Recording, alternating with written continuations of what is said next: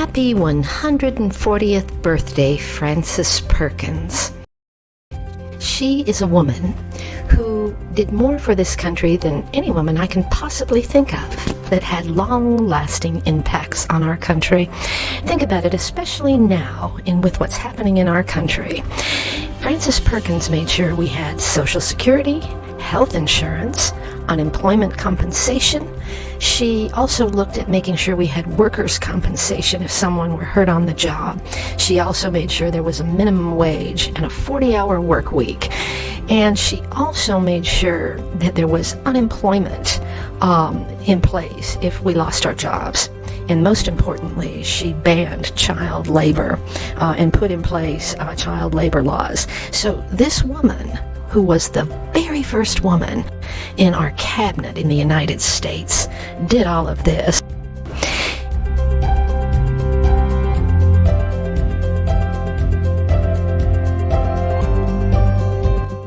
After this snapshot and signing of the New Deal, Frances rushed to the streets to search for her missing husband.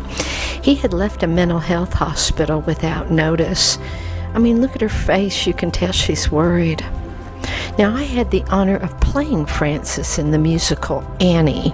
Similar to that, I made some great friends in that musical. And this is how I learned about Frances, by studying up on her. But if it hadn't been for Frances, there would be no unemployment insurance program, ladies and gentlemen. If there was no Frances Perkins, there would be no Social Security program for our elderly in this country.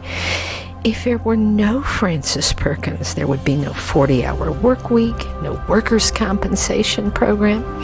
And if not for Frances Perkins, there would be no child labor protection laws and probably no Newsies Broadway musical. Here she is.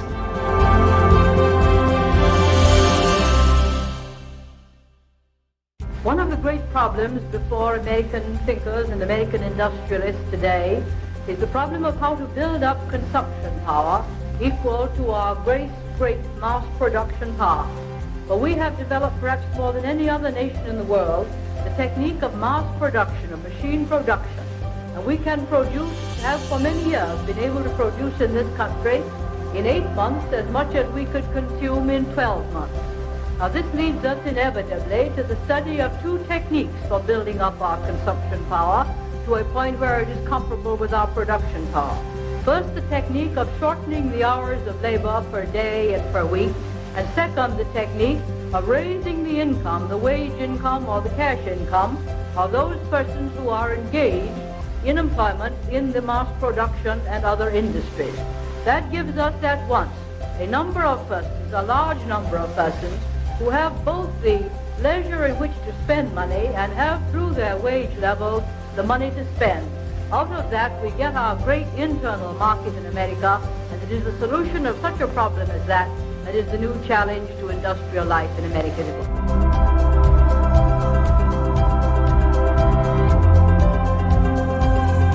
Here I am playing a homeless person after the Great Depression of her time. Tomorrow, tomorrow, I love you tomorrow. Frances taught me a lot, and I'll be grateful for her. We need a Frances Perkins about right now. She taught me that helping people make money and fill in the pockets of all Americans is very important to the political balance and healthy landscape of our nation. Thank you, Frances Perkins, and happy birthday.